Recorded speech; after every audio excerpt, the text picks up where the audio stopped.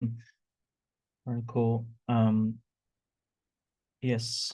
All right. So what I want to do today is go through some ideas that I've been exploring beyond, beyond using these these coding agents like Cloud Code and Codex. Specifically today, I will be focusing on Cloud Code, but I'm also doing something with Codex since I'm using both of these at the same time. But I want to focus this one on, as the title of the session is about note-taking and doing research, right? So using Cloud Code more as a research assistant or research companion. And I think this is a great use case for Cloud Code because you can design sub agents, you can, it interacts with your file system.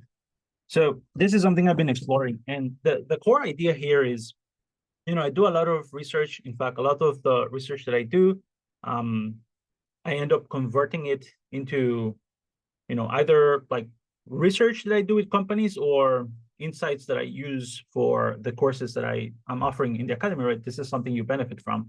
But a lot of that process is done very manual.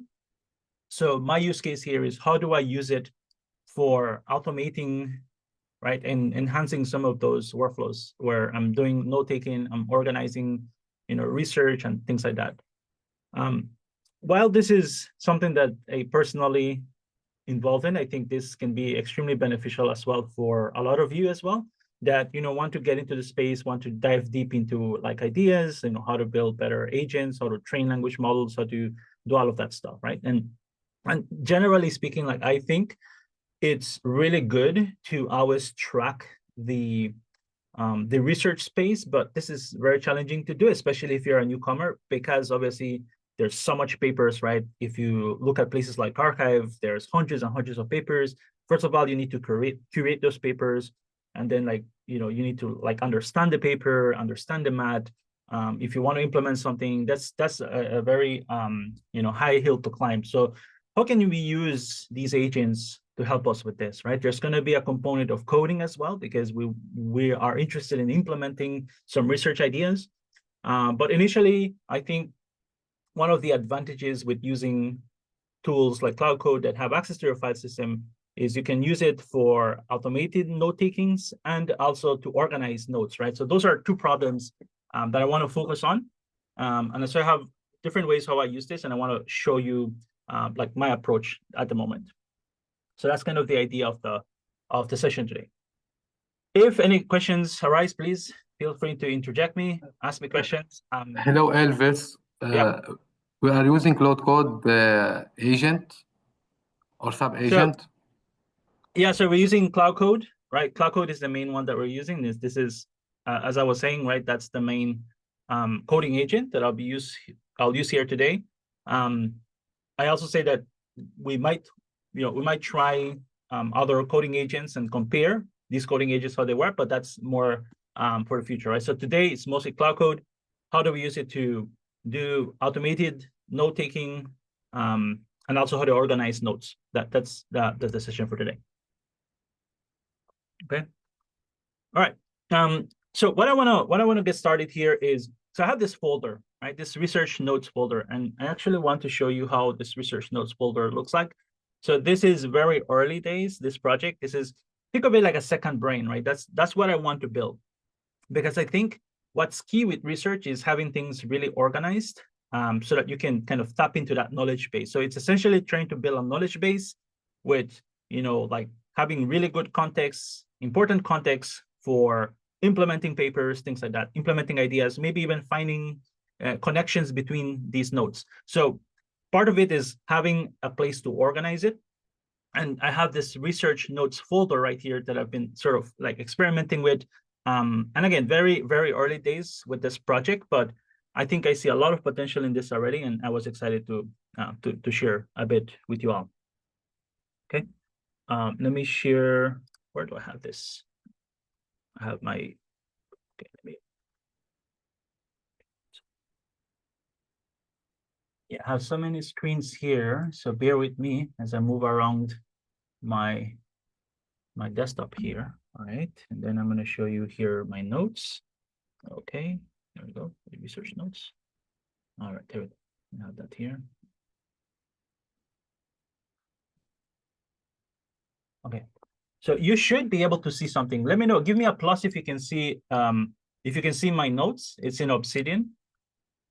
Are you able to see that? Just leave a plus in the chat so I know you can see it. Perfect. So you can see it. All right. So there are two important tools here. I have a note-taking tool, and I have the coding agent. Right. These are the two main tools. Right. Think of it like this is the tech stack to do the annotation, to the organization of notes, all of that stuff. And I favored using Obsidian compared to other note-taking tools. Like potentially you could use Notion, you could use Apple Notes as well. But the reason I went with Obsidian, there's so many advantages with it. I don't want to make this about Obsidian because I think the Cloud Code is more interesting. But I think because it allows you to write specifically using Markdown files, I like that. That's one of the reasons why I chose Obsidian. And I've essentially moved out of my note-taking to Obsidian. I've used Notion, I've used Apple Notes, I've used so many note-taking tools, and none of it really works for me. I think this is the one that I'm stuck with now, and I really like some of the features. Right, we have done some sessions in the past where I showed you how you can build plugins with Obsidian. If you didn't check that out, you can check it out. You can look at the recordings. You will see all of that stuff there that I talk about. And yeah, again, it's Markdown, and I can preview notes really nice. One of the things that I really like about Obsidian is that you can essentially tag your notes, right? You can add metadata as well. This one doesn't show metadata. Let me see if I can show you one with metadata. Let's see. Metadata is useful to like first searching, right? Searching is going to be one component of this. I'm not sure if I'm going to be able to cover search as the use case, but I have so many ideas how to use it for search, right? Because what I want to do is I want to organize this in such a way that it's like a knowledge base that I give to an agent, and it's able to search this really efficiently, right? So that the ability to have like things like this, like taggings in your notes, that's great, but also have have some fields as well. So some metadata, but this one doesn't show that. Let me see if I can find a good example of that.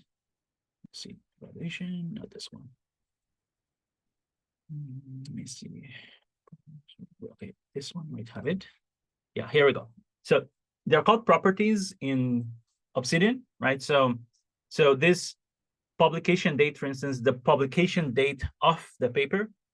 Again, I'm emphasizing here the research as the use case, right? So taking the research papers, writing the notes in Obsidian, and then categorizing this. All of this stuff, by the way, that you see here, all of this categorization and this note-taking is done by Cloud Code, right? So all I need to do to, Cloud Code is just take bookmarks or take a link and then just send it to Cloud Code and say, Cloud Code, go and summarize this and take notes of this.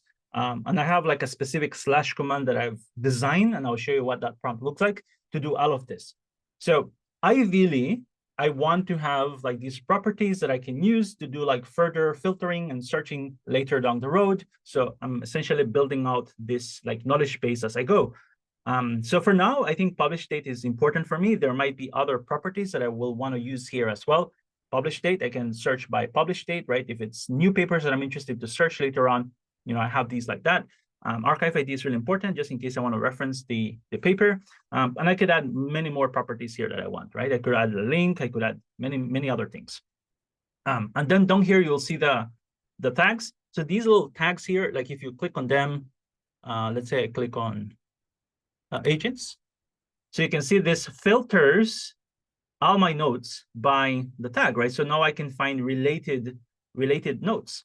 And that's pretty useful because then, later on, I can essentially use Cloud Code to search, Obsidian, or I can use Obsidian to search as well. I could use either one, right? So at least for viewing notes, Obsidian is probably the better tool to use. The Cloud Code, I think, is a little bit difficult to read notes. But you can do it either here, or you can also do it in Cloud Code as well, right? So those are the key pieces of information I want to save. Right. All right, let me see some questions here. Okay. Can we consider it like Notebook LM? I think it's like Notebook LM, actually, now that I think about it. I mean, we have a course in Notebook LM, and it's a bit similar to Notebook LM. However, I think the advantage here would be that you have no limitations, right? Like you have, the limitation is the language model itself, but because you have access to the file system, you can use the grep commands, you can use a lot of advanced search commands as well. So I think it's probably along the same lines like Notebook LM, but I like that I can do this very flexibly. And something I'm going to talk about like towards the end of the session is this idea of always on at all times. So ideally, if I have something like this, like I have notes, I want to be able to take notes when I'm on the road. I do a lot of traveling, so I want to be able to take notes. How do I do that? Because this thing is actually locally on my machine. So I have some ideas I'm going to talk about. So stay tuned for that towards the end. I'll talk more about that. But yes, it's a little bit like that. I just haven't thought about the comparison, but that's a very good point, Javier. Yeah. So Paulo says you could also have a local init instance that writes in Obsidian. Interesting use of Cloud Code. Yes, that too. I mean, I love this idea of having this center. This is one, by the way, this is one, I have so many, I'm actually creating different vaults. So this vault is specifically for research notes, but you can create in Obsidian different vaults for, different things. But what I'm interested in exploring is if I want to search papers, if I want to like organize papers, I think this is super difficult. We don't really have good technologies for this. I personally feel like I need to develop like this second brain, and it doesn't exist as a service. So this is why I decided to like sort of explore this idea a little bit, right? And so there's a lot of automation, there's a lot of AI involved, and I think Cloud Code is probably the agent that I most prefer for this use case for many different reasons, right? The file system is one of them. It has access to web search. It has access to a lot of really interesting things, and it's really good at code as well. So that's a plus. All right, so preview of what Obsidian is for those of you that didn't. And again, every file that you see in Obsidian is essentially a Markdown file. So let's look at this GDS agent is in reasoning. I'll show you here in my editor. Let me see if I can share that. So reasoning, GDS. So essentially, it looks like this, right? So, right, it's the same file. So you see how this is stored, right? It's basically the property here that I showed you in Obsidian. So Obsidian gives you the nice preview, but you can also edit in Obsidian if you want. But the editor shows you the raw Markdown. So it looks something like this, right? And you see the little hashtags here, the little tags at the bottom as well.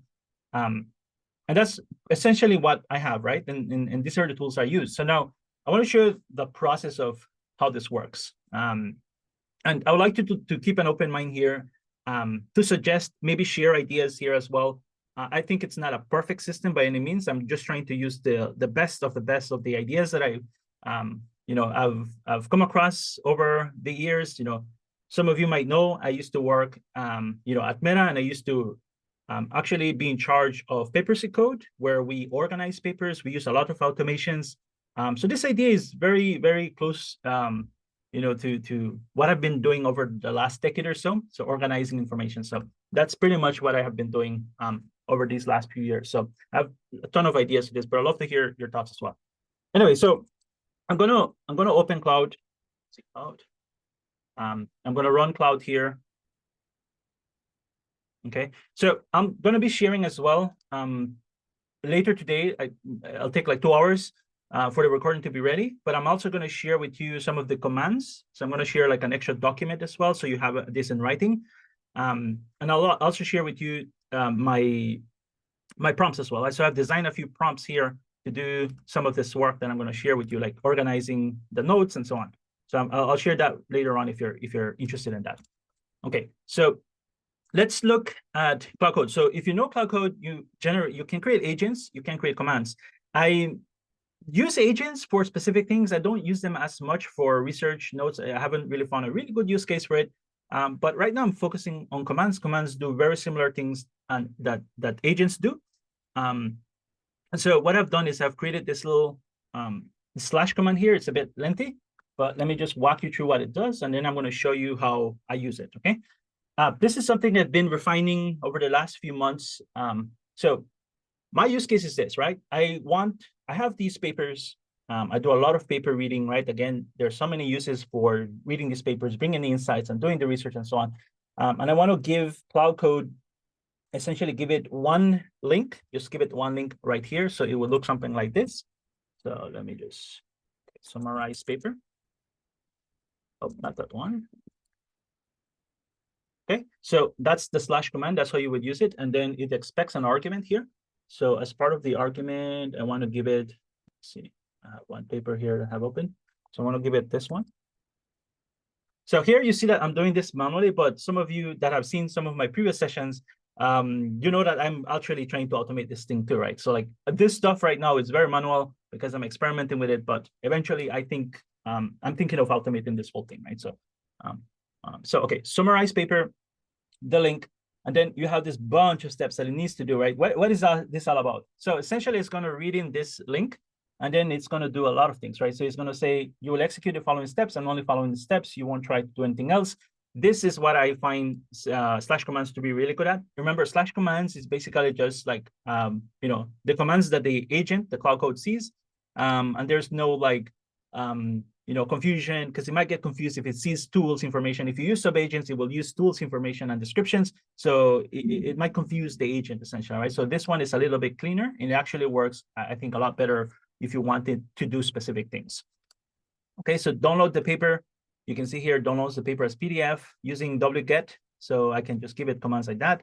Store each paper as a PDF inside of the papers folder. So I have a papers folder here. This is where it's actually storing the papers.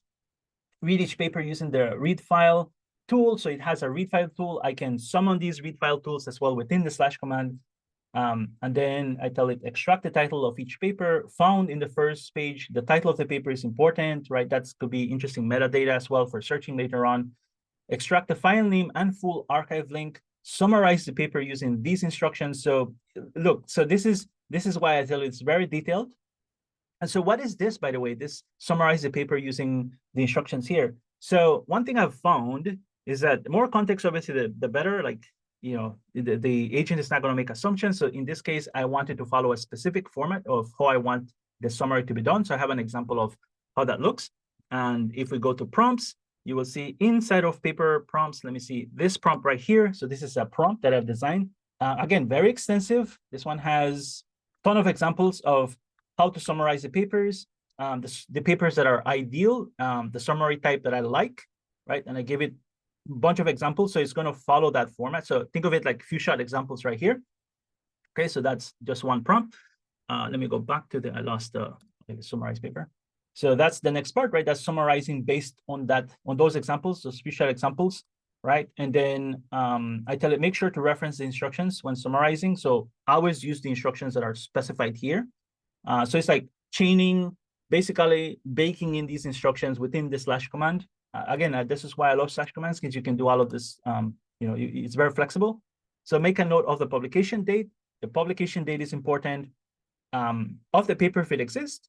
Otherwise, the date should be today's date. If it doesn't find a date, this should be stored as a property to the Markdown file at the very top with the following format. So I give it a format. You can see this is very detailed, right? Because I wanted to actually follow a specific way of writing that note. So publication date is important, archive ID is important. And then I said, also add a link to the path of the PDF papers stored in the papers folder. That way it's easy to locate the PDF later. So that's going to be, this is an interesting one because as I say that I want to provide it, think of it like you're designing some kind of database, right? So when you're designing a database, the schema is really important, or the model that you're using to store that data is really key. If that schema is not properly designed, the database sucks. You won't be able to do the right searches. You won't be able to do the things that you want. So you want to keep that as flexible as possible. So I actually want to store I want to store information, as much information as I can, that is going to allow me to search over these documents later down the road, right? So this is all about metadata. It's all about adding as much information as possible. Let me see. a few questions here. Let's see. All right, is there a way to resolve? Oh, that's a good question. So Paulo is asking, is there a way to use relative paths in commands? There might be a way to do this automatically. You might be able to do it. For now, I just hard coded it here. But there might be a way to do that actually. There might be a way to do it. So I'm going to look into this actually. This is an interesting improvement that I could have here, for sure. Yeah, because let's say I change the folder name or something like that, then this is not really flexible, right? So I want it to be as dynamic as possible. So that's an interesting idea. All right, does the / command are predefined inside the Cloud Code agent environment? No, right. So Habib, a good question. This / command that you see here, this is something that I created, right? So when you start off, you don't get / commands by default. There's no / well, I mean, technically you do get / commands. You can, let me share with you this, see if I can. So there's a bunch of / commands actually. If you look at this, take notes. Okay, that's another one of mine. But there's let me see. So compact is a / command, right? It allows you to compact the context. There's a bunch of them here that you can use, right? Check the cost of the duration of the session. That's another one. So there are a bunch of them here that are built in. But those are built in, right? Those are not customized, right? Your custom commands will go in a folder called commands under this .cloud folder, and you will just put your commands in there. So this is something I've created myself. I'll be sharing this if you want to play around with it. Yeah.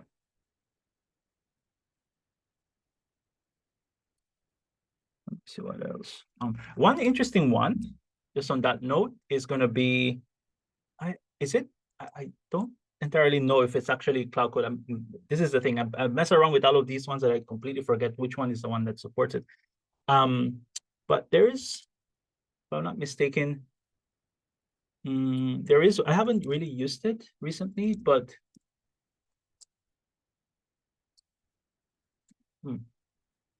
so there should be this / command. I don't know if any one of you remember this, but basically it's a / command where it's useful that you don't want to generate code. You just want to learn a code base or something like that.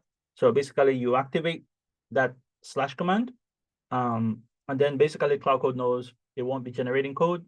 It's just to understand the code base. I find that extremely useful. And I actually don't use it. I've designed something for Gemini for that specifically, but in Cloud Code, I haven't really used that functionality. Yes, Omar. I'm going to talk about that one. I just tweeted that out, right? The chaining / commands. I'll get to that. I think this is an extremely useful one, and I was making noise about that to their developers. I think they listened, and I think this is going to be extremely useful for this use case. But I'll get to that in a bit.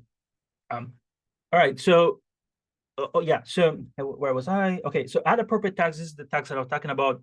This is very cool because I remember I was working on this tagging system for papers in code, and we had to we wanted to categorize papers as they come in from archive. We're streaming these papers or tagging them, but this was really difficult to do without proper context. At the time when we were working on papers in code, we didn't have these really powerful LLMs, so we had to actually build monolith classifiers to do this.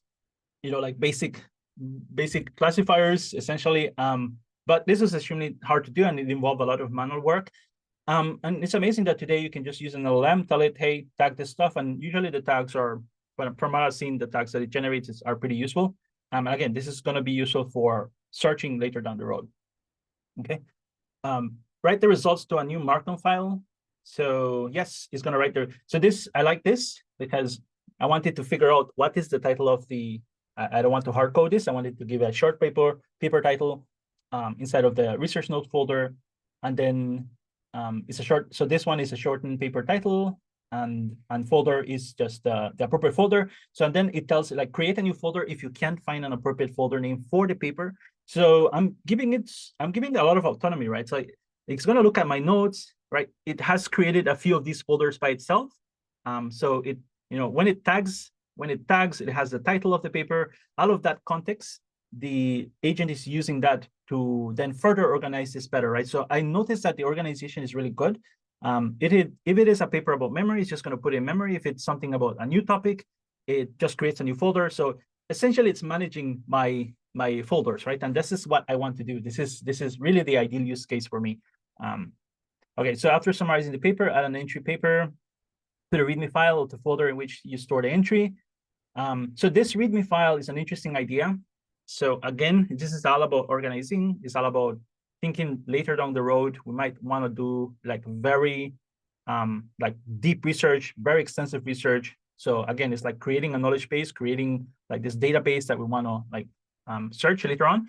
So let me share with you what that looks like. So each folder has this readme.file, and the readme.file is essentially the entry. It should be the entry to what exists in there. So this one is not a great example. This one was an old example I used. So let me share the newer example. So it looks something like this. So it's essentially like an index, right? It has everything that it has summarized so far. And then it's just automatically, like automatically creating an entry for this one, right? So think of it like an index card with all that it contains, with all the little files that it contains within it, right? So this is going to be useful because then it can sort of use this later when it's searching, and then it knows where to go. So it's a little bit of like help for it. It still has the hashtags, the tags here, but that's not too important here, right? And again, I could be missing many other ideas. This is a very new project for me. But so far, this is working really nicely, and I like how this is really structured. And Claude has memorized basically that every time it summarizes something, it needs to do an entry README file because again, it's baked into the baked in here, right? So every time I give it something like with summaries, even if it's not the slash command, it wants to do this, right? It wants to index it because then it reads the folder, then it sees, oh, this README file has like an index. It's smart enough to know that, right? So that context really helps Cloud Code to be more useful for this specific task. Okay.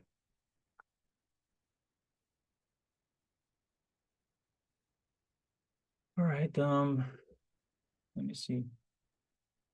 Okay, breaking fiction. All right. Okay. Cool. All right. Okay. So let me show you in action how this will look. I had the command there by summarize papers. So this one, and then I'll give it the link again. Get the link. Here. Right. So now it's going to go through all of those steps. It's doing a lot of things, right? Remember, it needs to extract the paper, download it. It needs to process the paper. It needs to summarize things. It needs to extract information, tagging papers. It's a whole pipeline, right? It's like doing a lot of things, and all that work, all those commands are right in the slash command. So that's how powerful this is. Okay. So let's see how it works. And as I wait for that, I want to show you where this folder, because I have it locally here, but I also have one stored in GitHub as well. Because the one thing you can do with your vaults in Obsidian is you can version control them, right? They're only files. There's mostly just files here. So, I've created a GitHub repo for this, and every time I do notes, I commit those notes, I have them in GitHub. So I'm always like versioning just in case Claude decides to like remove all my folders and my files. I have that saved somewhere. I can always get it back. So just keep that in mind. That's something additional that you have to think about, right? These Cloud Code agents and these things are not perfect, and they make those mistakes. Always be versioning. Yeah, Jorno, thanks for sharing that. I think so. One interesting part of this that I haven't done yet or haven't explored yet is how do we deal with diagrams and figures inside of these papers, and other things like tables? How do we process tables? How do we process formulas, equations, things like that? How do we process all of that, and is that actually preserved? So far, I think this is beyond what I'm doing here, but this is, I think, has been a really big challenge of the field, that when you're dealing with PDF files, it's usually when you process it, these tools are process these files. You know, the OCRs are not perfect, right? But I think that could be interesting if that really does improve. I think it will only help what I'm doing here, because I would love to store also that like as metadata, right? That is really important. So as an example, right, if you see, yeah, thanks for sharing the dolphin one. So if you see like these formulas and these other things like tables and so on, like I would love to store those tables in Markdown format. I think our Patty actually spoke about this. If you're interested in this idea of like building, essentially this is what I'm trying to do here, which is build notes for a language model to consume or an agent to consume. This is not necessarily for my consumption, because the thing is, like, I don't want to go through these notes. I want the agent to have access to them, to be able to like reuse them at some point in the future, right? To implement stuff, to like get extra context, whatever it is, right? So I'm essentially building this second brain of mine that is going to allow me to do all of that work. And especially the search stuff is going to be interesting. But yes, like processing information, processing different types of inputs, I think is a huge challenge in the space. And so it's going to be interesting how that progresses. All right, so we're finished with the yeah. So you can see here it says research notes. Okay, decided to, I think it created a new folder. Yeah, this folder wasn't here. Okay, so it created a new folder apparently, right? You see, it decided on itself to create a new folder. Am I okay with that? Let me see. This is not entirely sure if I'm okay with that. So I'll probably have to like give it some feedback to like maybe write it in another folder, because I do have a deep research folder here and it wasn't able to figure out that it's about deep research. So something is definitely missing. Again, it's not perfect, but for this, I'm just going to allow it to do the edit, right? So I'm just going to allow it to, and then I'll fix that later. Okay, so it stored the file here. You can see it has a little information, right? It has the publication date. I think the publication, yeah, it's 21st. That's correct. And then it has the archive ID. That looks correct as well. And then everything else looks good. Summary, it has some little some tags here at the bottom. Diffusion models, I like that. Self-evolution, this paper is about that. Test time scaling, deep research agents, okay, multi-agent systems, and blah, blah, blah. So it has even retrieval augmented generation. So the paper is talking about all of these things. Okay, so you see it created this README file. So then it has this README file, right? Smart enough to know that it needs to create that. It created a little entry as well. So it's definitely doing that. And I think you know where I'm going with this. Like if I have a bunch of bookmarks, I could just, use the / command, give it all of those paper links in the arguments, and it just basically it goes away, summarizes things. It's gonna, it's an agent at the end of the day, right? You can give it tasks like this. It's gonna summarize, it's gonna categorize things. It's just gonna keep building this memory bank, right? So that's really, really cool. This actually worked really nice. Yeah, the AI agents folder, this, I don't necessarily agree with the tagging here. So I'll probably have to improve that part. Okay. Oh, yes, Paulo, that's a good point. So you can, block certain commands, all right? Like the agent has access to like a bunch of tools, it has access to like the file system, things like that. And you can block your commands if you don't want that. All right, let me see what else. Okay, good. All right, so we have organized this so far. This is great. So the next thing I want to show you here, let me see.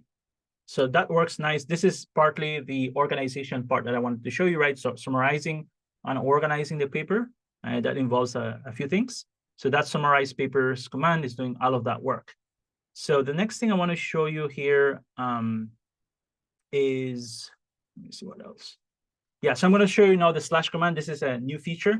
So this / command is now a tool, right, within Cloud Code.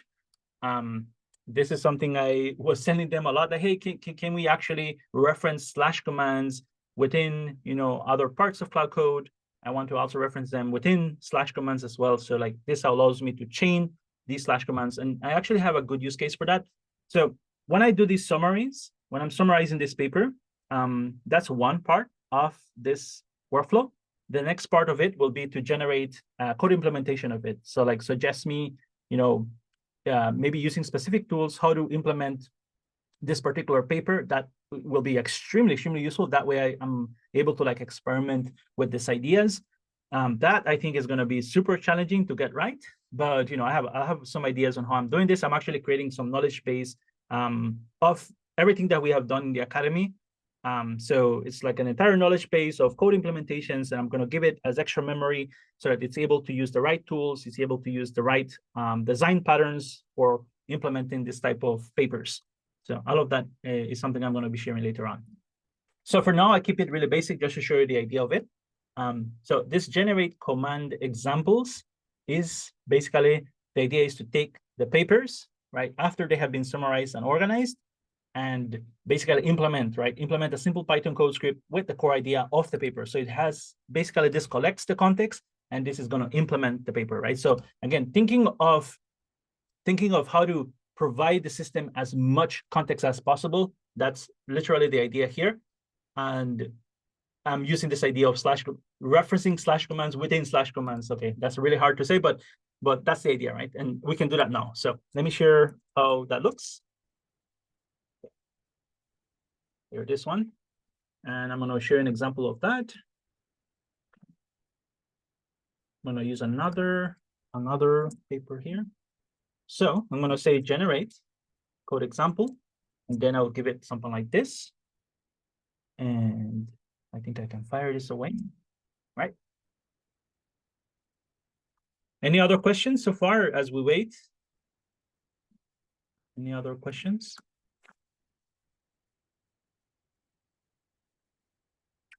Like, we may take it for granted, but this summarized paper stuff that I did here, that has, I've been refining that. That has taken me some time. Like, I'm very proud of the slash command. I'm very proud of like the steps and everything that I've done there, because I've actually put a lot of time into it to get it to work how I want. And I'm very happy with the results so far.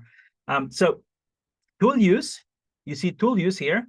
Then it says, okay, so I need to use this slash command. And it says, it even tells you here that it's going to use the slash command tool. And then basically this will allow you to do the stuff here, right? So it actually identified that. And so I will allow it. Let me see. Yes, and don't ask again. Yep, that's a tool. So it's going to use that. Okay, so it's going to summarize the paper. So this is a new paper, right? So it's going to summarize it. If this was an existing paper, then I could probably put some logic here. You can do that in the command slash commands. So put some logic here to do some search. This is where the search actually starts to play a role, right? And all the organization that you have done. So if it is the case that it needs to search whether that paper exists, it doesn't need to summarize the paper, right? That's not gonna be efficient. So I'm gonna have that as a next step to improve this. But I just wanted to share this idea of the chaining the slash commands like this. Okay. So this idea here, I'm thinking I will have a bunch of these different slash commands. So this is one of them. Another one that I want to explore is, so often there are like all these papers that really discuss very similar ideas. So I want to use a slash command where it like reads in all of these like paper summaries and then try to find links in between them. And I have a feeling that because I've done these categorization, I've done this tagging, I have the schema inside of the folder here. I think it's gonna dramatically improve what I'm getting, right? So I think this will probably be way better than something like NotebookLM, or even like ChatGPT. So that's kind of the idea with this. Just create something that's super customized to this workflow. Habib, I don't. So I think it's not able to, from what my understanding, it's not able to, at least not Cloud Code, it's not able to like process images correctly. I know that there is a files API that's available in, I think in ChatGPT. I think Cloud Code has also a files API. But as far as I can tell, I don't know if they're reading those images properly. This is something I have to look into. Not that you all mentioned that part. I probably have to go and take a closer look at that and see what it's doing. But I'm not entirely sure if Cloud Code is able to do something like that. But I'm going to explore this. I think what it does, it creates a summary of the image, right? It processes the image, it creates a summary of it, but that image is lost, right? Essentially, it doesn't exist, right? You can always, I think you can ask it questions about the figures in the paper, but it's based on that metadata that it processes. So it really depends on what it's using. If it's using the APIs, if it's using some local tool or something like that to process the paper, it will depend on that whether it's possible to do. Yeah, thank you. Yeah, that's the next step. I'm going to look into that, because I think if I want to implement code for these papers, it's really important to give it like figures, right? The figures are going to be an important part of the context. And if it doesn't have that, probably it will be missing a lot of context. So that's definitely something I'm gonna be working on later, how to process all of that. It might actually take me to using some kind of MCP. I'm thinking probably using something like Mistral, that they have an OCR tool, and it's probably one of the best today in the market. And I'll probably end up using something like that to process these PDFs and so on. But this is just the initial phase. Yeah, the images stuff is going to be super, super interesting. I'm very excited about that one. Let me see. Okay, so paper summary. So it did create the paper summary, it looks like, and it did implement something. Yes, it did implement something. Let me see. Okay, so use AI agents. So this is extremely interesting, right? So I want you to pay attention to this. So it created this AI agents folder, and it looks like this is going to be biased towards this folder, because this AI agents could be like this high-level folder, right? And AI agents could have context engineering, could have deploying, could have evaluation. So this is why I don't like this folder that it created here in the root folder, because most of it will be dumped in there, right? So I actually have to improve that. And I'll probably want to be more specific. And then notice that it completely avoided this one. That's why I had the deep research folder in there. It's just, it wasn't making sense out of that. It might be that I need to give it some additional instructions to, help it with the organization, because I think this is not necessarily good, right? This behavior of it. But anyway, so I'm just going to keep with the demo here for now. I just wanted to call that out for you. All right, so, okay, created this folder. Let me look at the summary. All right, the summary is very consistent, right? It has all the metadata. It has the tags down here. That's great. It's great to see that. It has an implementation as well down here. Okay, so let's look at the universal deep research demo.py. So where was that stored? This, if you notice, this is the thing about under specifying instructions. I'll share this right now. Where is it? This one. If you look at the instructions here, there's no information of where to put it, how to implement it, right? Like how to run it, potentially. There's nothing like that. It's under specified. So I'm just giving the agent a lot of room for like assumptions, right? And so here it put it under, let me see if I can find that. Yeah, here it puts it in the, I might need an implementation folder or something like that. But this one is not being organized. Again, I just put this together this morning, so I just wanted to show you that you can do that now. But anyway, so this is the Python file. Let's see. So I'm just looking at the. Okay, so apparently it's not using some special library or anything like that. It's literally implementing this from scratch. And one of the great things that I found about Cloud Code more recently is that it really is able to do like very large implementation, like really long scripts. Like it's able to do that. Whether this is working or not, I'm not too sure. I'll probably need to test that. But I find it that it can generate very long, like code, which is a very good capability, I think, of Cloud Code. And it has improved very, very dramatically over the past few weeks from my experiments. Anyway, so I won't be able to run this thing, but I'll take a look at the code. Again, I don't want to run it because I know it probably have a lot of mistakes, and I didn't specify too many things. I didn't even tell it to like create an environment, nothing, right? It's just create a Python script for me that I can probably go and take a look at the code later and so on. But this is already very helpful because, I mean, I can recode. That's easy for me to do. Like I can just look at the classes. Okay, this is probably how this works. And I think I can use the code and the paper together to get an idea very quickly of what this is about, right? So that's why I think I'm complementing that. So in this process of creating the code, the idea is that I will have all of these implementations. So that means Cloud Code would have all of these unique implementations, unique code. Hopefully they're working. I'll probably have to review them, and you'll be able to reuse those later down the road, right? And I'm going to give it in the slash commands to look at implementations, right? So don't just go and try to implement something. Try to look at the implementations. And I actually started to explore with this idea, but I didn't go too far with that. I think I created, I think this is the one. Yeah, this is but yeah, again, this is not, I need to like flesh this out. This is not perfect. But basically the idea is to keep using this knowledge base to essentially ask Cloud Code to use my implementations that I've approved, that are working, and then reuse those, as design patterns later down the road for keeping implementing paper. So the more, right? So it's like a little, again, this is like building the brain. The more it creates implementations, the more unique and the more useful this will be for Cloud Code. To reuse everything that we have done, all the organization of nodes, organization of code implementations, and all of that stuff. Okay, question. Yeah, I mean, the Habib, the implementation stuff. So the idea is, right, take the paper summary and then give me a Python code implementation.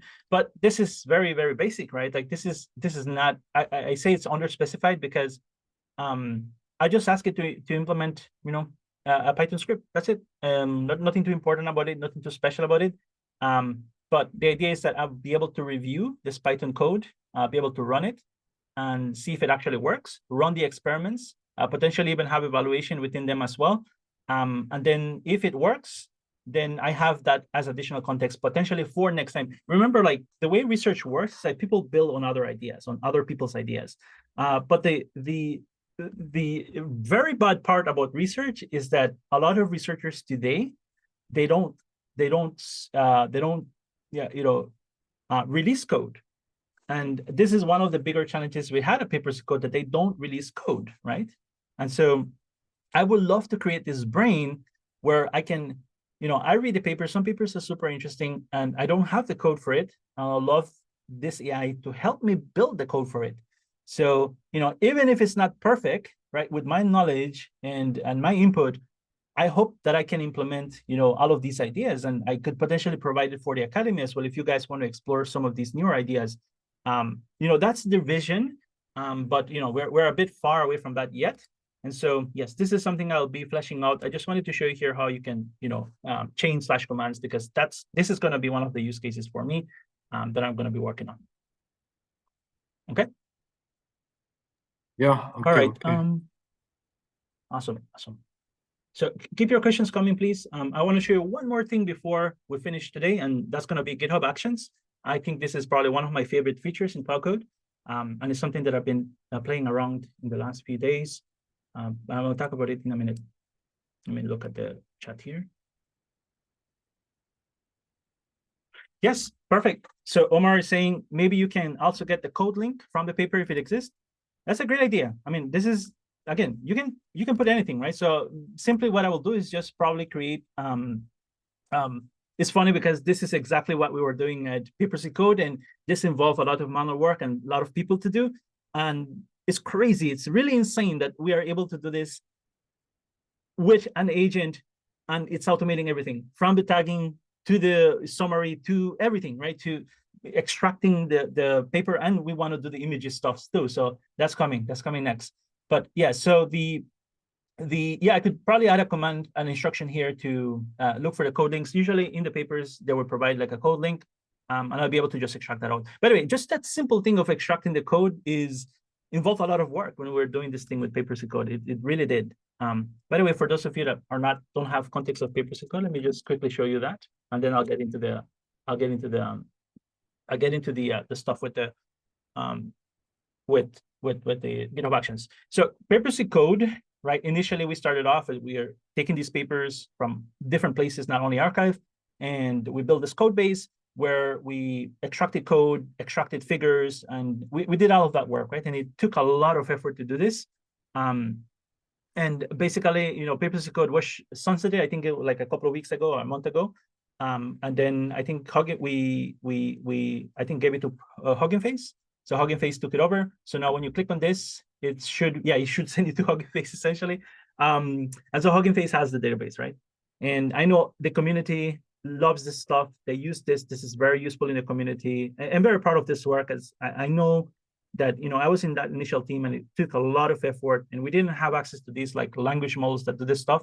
But you know, it's along the same lines that I want to do. I think it's more personalized what I'm doing. It's more customized to what I want, like areas and problems that I want to, where I want to use papers, where I want to use all of this knowledge. So you can always like tap into potentially the APIs here. I don't know if they have an API, by the way. Like I haven't really looked into it, but there's a couple of APIs where you can actually search our archive papers as well. This is amazing. So thanks to Hugging Face for doing that, taking over that project. All right, so the last part I want to show you here, let's say it's using Cloud Code, simple papers, monetize them, text search of, yeah, I mean, that's interesting too. I mean, I use for YouTube stuff. I do a lot of YouTube stuff as well with Cloud Code, but that's maybe for another day. All right, so the last thing I want to do here, let's say as a scenario, right? So as a scenario, I really want to be able to, when I'm on the road, so I'm often do a lot of traveling, go to different places, I do different kinds of work. And, you know, I often find myself like, okay, this idea came up, you know, I want to do a little bit of exploration on a topic. Somebody asked me about that. I want to do a little bit of exploration. Some companies usually, you know, reach out to me. They want to like enable themselves on a specific topic. And this requires a lot of research. So I hope to use something like this later down the road to help me do this research in a more automated way. And I think that will be an excellent use case of this as I build out this knowledge base. But I'm on the road, and so I don't have access to my computer.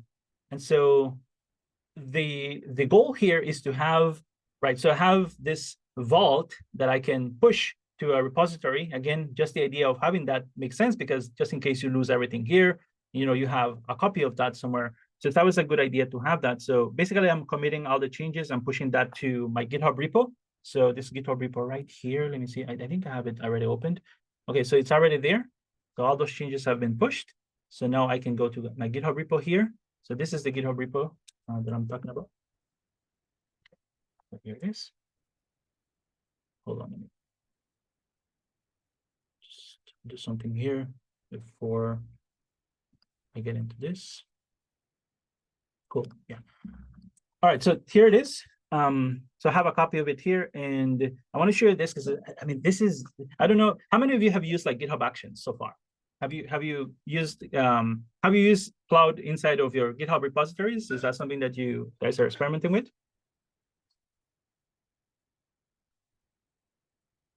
Okay, I think I found the perfect use case for this. Again, because I want a research companion, and I want my research companion to be with me at all times. Unfortunately, Cloud Code is not like Codex. Codex has a web version, has a cloud version, which is such a huge advantage, especially for this that I'm trying to do here. But there is an option, which is you can, you know, version your vault. You can put it in GitHub, and then on top of that, you'll be able to essentially summon Cloud Code basically via the SDK, because this is actually built on top of the SDK, which is going to be another topic that I'm going to be sharing later on. And it can do essentially roughly the same thing that we're doing here locally on our machine. So that's great when I'm on the road. This is what I was talking about, on at all times, right? When you're using AI, you want to be on at all times, and you want to have access to that technology everywhere you go. And so for that specific use case, I'm going to share with you an example of how I'm going to do this. I've been testing it. And I love how this works, because this is exactly how I'll be using the system. And I found a few surprises in here as well. But I mean, it works really great. And I want to show you the, I have a little prompt here that I want to use. Okay, let's see, this one right here. So there was a company reached out to me. They want some training on computer using agents. That's a topic that you all are interested in as well. So I'm doing some research on that. I know how to use basically the APIs and so on, but I really want to get a really good picture of this topic of computer using agents. And I want a report on the main findings, tools, evals, limitations, and everything else. Let Cloud Code go and do some research for me, right? So do a deep research for me. So I'm going to do that, and then I'm going to tell it, let me see, I'm going to give it a title here, research on computer using.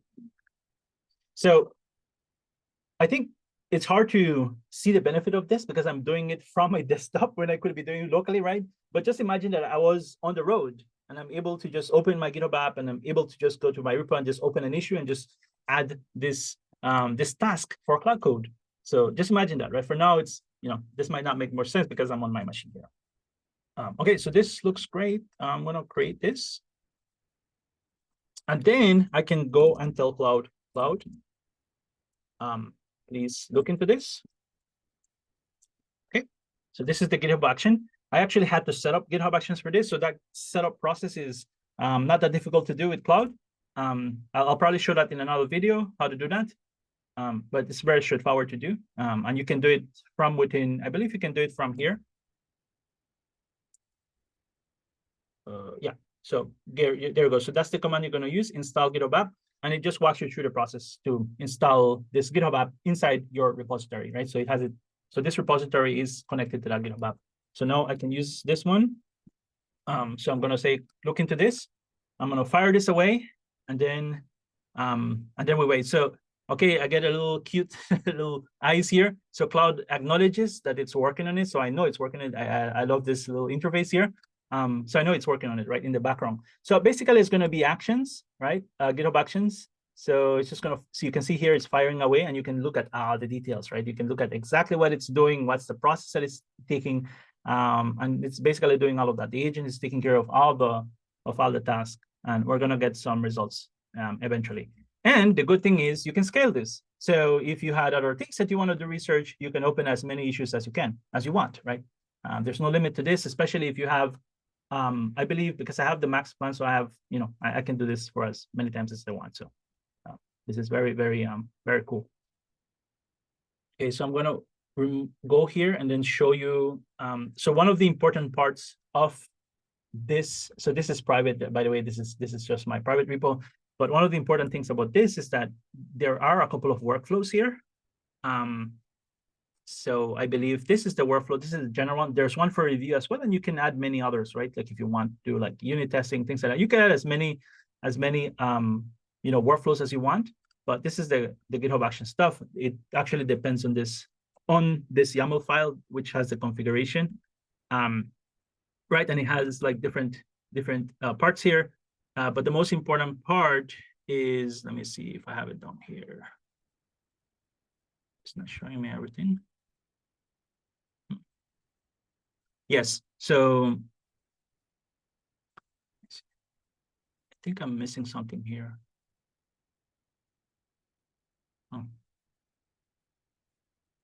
I feel like I'm missing something here. Anyway, so but you can customize this, right? So because it's a YAML file, you can configure it. And what I'm configuring here is you can potentially give it a system prompt as well. Like if you want it to do a specific thing, right? Like you give it, and there's so many configurations. So you can look at the docs. There's so many configurations of that. But I actually had to add access to web search, which I didn't know it actually has, but it has access to web search. That's why it's able to do the research. So that's what I show here.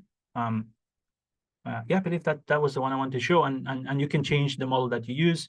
So the model that I'm using here is Cloud Opus 4.1. So this is one of the more expensive and newer models to do the deep research for me. Okay. Yeah, so that configuration you have to do. And then let me see what's the progress on that. Okay. I think it's probably working on that still. No, okay, so it's working on it. You can see the little icon there. So it's gathering the latest research on yeah. So essentially, you have fired away this, you know, deep research task. Cloud is going to do that, right? It has a little to-do list here. It behaves very similar to Cloud Code locally because again, it's built on the Cloud Code SDK. This whole functionality here. So it's going to operate essentially like Cloud Code when you're using it locally. So I'm going to show you the output in a bit, but if you have any questions, let me know and I'll answer the questions, and then I'll show you the output.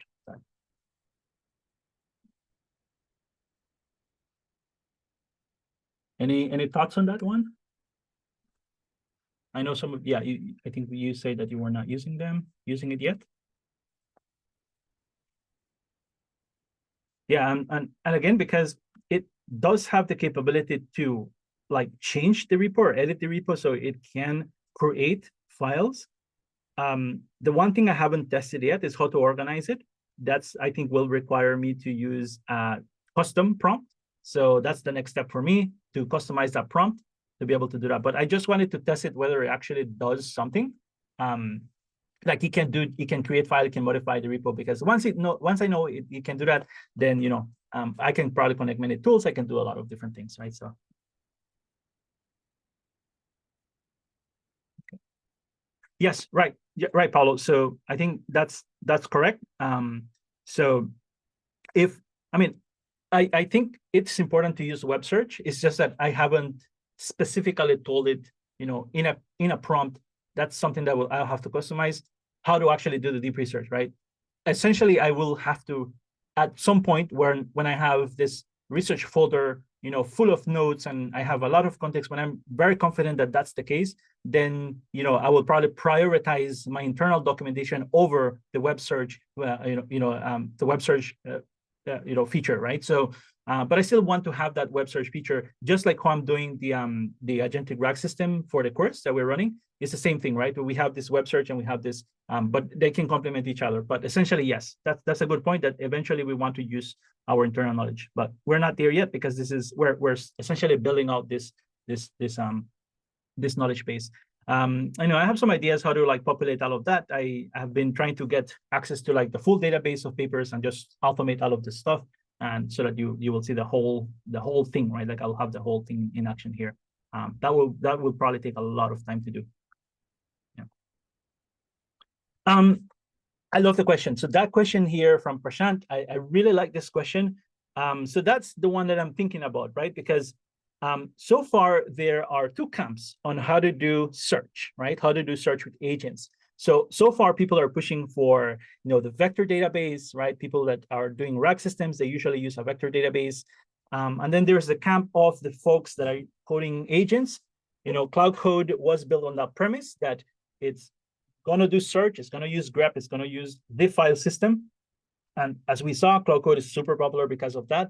It can search over that. So what do we need here to do search? Do we need a vector database, or is the file system enough to do the search? So that's basically the question I want to explore with this idea, because I have a feeling that if we do spend time trying to figure out how to organize this, right? Having all the indexing properly done, having all the schemas, having these additional details like this with the indexing that I've done here for each folder, having the tags, having all of that stuff, I have a feeling that this is probably going to be a better search functionality than if I was to index this in a database, in a vector database. I don't know. That's my hypothesis. I think it probably will be the case that this will be much better, but I cannot give you an answer because, it might be the case that I'm going to be using both as well. Like maybe to index if the folders grow, for instance, the structure of the folders, maybe it won't be enough to just do like basic file system search, but I'll probably have to do some additional. So I don't know what that will be. I think I'll have to explore with many options here. But yeah, so for now I'm just thinking search over files, basic search will be the thing that I'm exploring, and I will see how much I can push that. Yes, I'll share the files. When I share the recording, I'll share some of the prompts and all the stuff if you want to explore yourself. Now, that should be easy to do, right? Just create a vault in Obsidian, and then start from scratch with the folders if you want to create folders yourself, and just use the prompts, and you should be good to go. Okay. Or maybe what I'll do is a better idea. I'll probably try to create a repo and then share it publicly, and then share the prompts with you all, and so you can just like clone it, right? So I'll probably do that. That's probably the better route. Yeah, so it's easier. Yeah, Prashant. So I mean, so far, my cloud environment would be this. So for now, maybe later down the road, if I want to build this into like some MCP or something like that, which is one of the ideas as well. I'll try to figure out how do I like deploy this so that it's easy accessible from like ChatGPT or wherever, right? Because again, at the end of the day, as I've been saying, right, this is this is a second brain that I'm building. It is a knowledge base, and I think that's very powerful when you combine that with agents. And the better the agents get, the more you can reuse this information. So I think all of us should be doing that, with the work that we do. It doesn't necessarily have to be papers. Maybe you guys are reading other stuff. I think we should be exploring ideas like trying to build our own knowledge bases, because I think that's going to be a huge differentiator, right? And by the way, like, I want to also integrate that with our academy courses. So that's something that I've been working on the side as well. And I've been talking about it, this idea, and we will have something like this that we will provide to you guys as well, so that you can reuse. So it's all about the knowledge base, it's all about the memory, it's all about the stuff that we're trying to organize for the agent. Yeah. Okay, so let me see if I can share this. Yeah, okay, I did not finish on time again. But anyways, I love the questions. I think it's worth responding to them. Okay, here we go. So we have the response.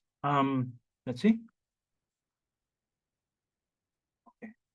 So, okay, this one did not, okay, apparently it did not create, yeah, maybe I had to be a little bit more specific here. I realized this when I was sending it out. So I just told it report the main findings, tools, evals, limitations. So it's just going to do the research. But what I wanted from this, and I needed to be a little bit more specific, I think, is I wanted it to create like a PR, right? Submit a PR, and you can do that. I'll show you one of the issues where I did that. But anyway, so look at this report here. So we have all the surveys. By the way, like, if you follow me on Twitter, this is how I'm getting papers. Like, a lot of people ask me, how do you find good papers? Basically, I'm using this, right? So I'm giving away this now. Like, it's part of the process, basically, of creating papers. I use AI to like suggest to me all the best papers, from based on some preferences that I have. So yeah, I'm using AI for that too. So, but anyways, this is a great survey. I looked into that. There's a couple of good surveys here. I like that. The survey papers are usually helpful. Individual papers. Let me see. There are a couple of missing ones here from what I can tell. But anyways, that's a good list. Tools and frameworks. So we have all the tools, industry tools, computer using agents, agent ops. I don't know about that one. Evaluation benchmarks. Oh, I love this. I love this. So this one gives me a little preview of which are the best performing one. I mean, OS World is a famous benchmark in this space. And then it tells us the best model is OpenAI, Kua. So I'll probably have to find the reference rate, or maybe tell it to give me a reference for these things. But that's just another improvement in the prompt. But anyway, so this is like just getting a good picture of this. I think it really accelerates the process. You're on the road, you're getting these reports, you're enhancing, basically, right? You're augmenting yourself with this knowledge. And this, I think, should be one of the major ways how we should be using the technology. That's why we have deep research, right? This deep research use case. So insights, test time, observe, performance improves with more allowed steps.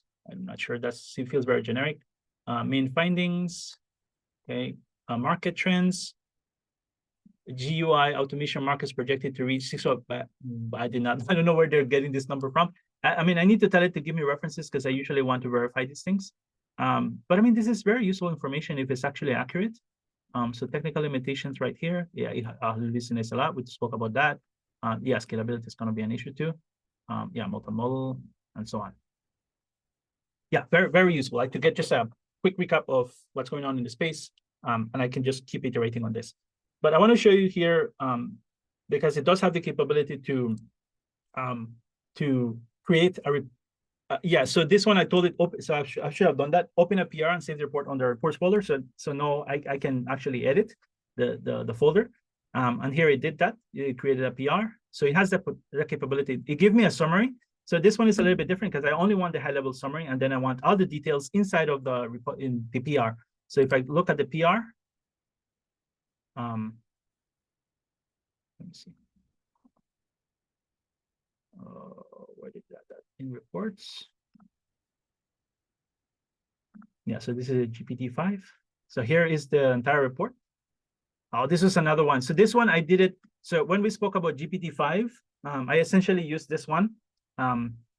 Basically it took like a couple of minutes to do it, but this was already very useful information, the pricing stuff, right? It gave me some papers as well where GPT-5 is being used. I find this to be extremely good, even though this is not, this is not a prompt that has been, I haven't really customized the prompt yet, the system prompt.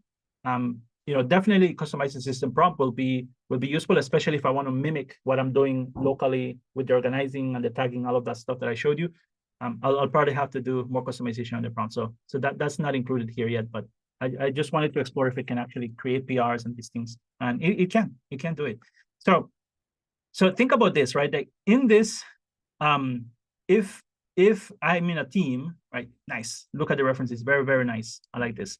So if you're in a team, you know, and you want to, you know, you have a junior developer, something like that, and you want to like just upskill them very fast and enable them with this stuff, you know, ask GPT, ask Cloud Code, can you create like a summary of this stuff?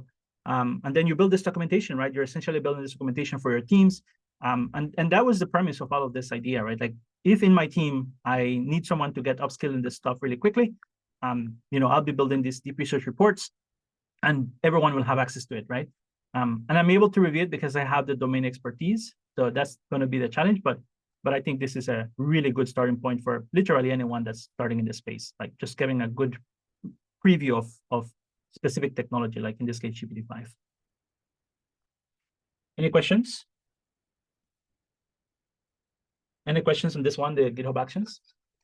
So I have more ideas on other GitHub Actions I want to use. So the next step for me is search. I want to start to test how this would work in search, and then implementing papers, and then the image stuff. So these are the 3 improvements that I'm going to be working on. And I'll open up another session on this later on. Give me some feedback on how I did this time.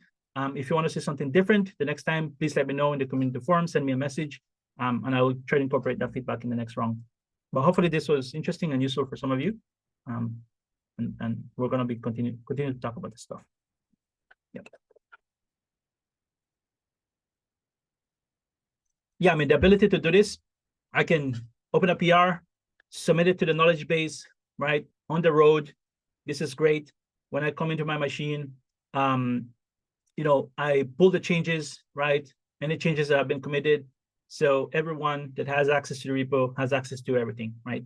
The same thing. So, this is the second brain. Hopefully I can, yeah, the issue is like, how do we replicate what we know? And I think, you know, I am hopeful that we can build something like that here, like a good brain for this.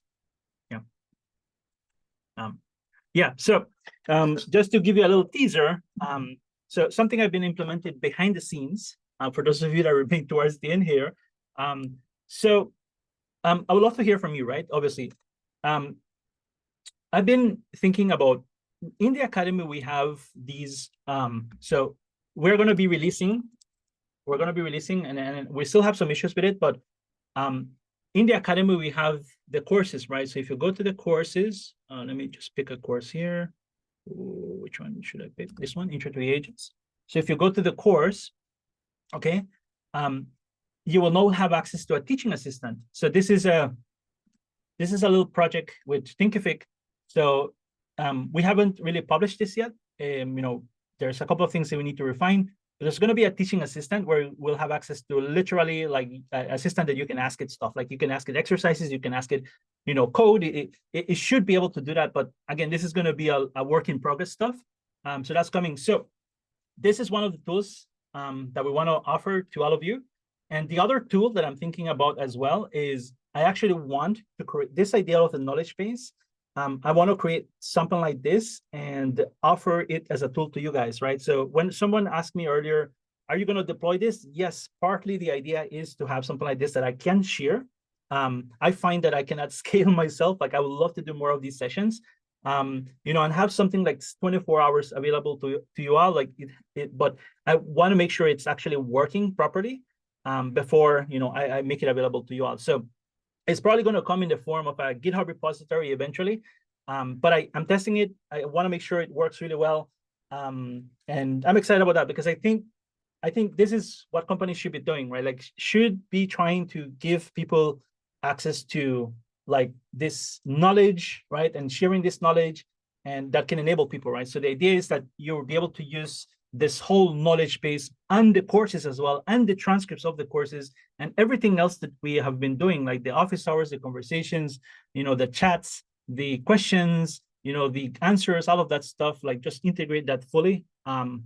That's essentially the second phase of the Academy that I'm like sharing with you guys.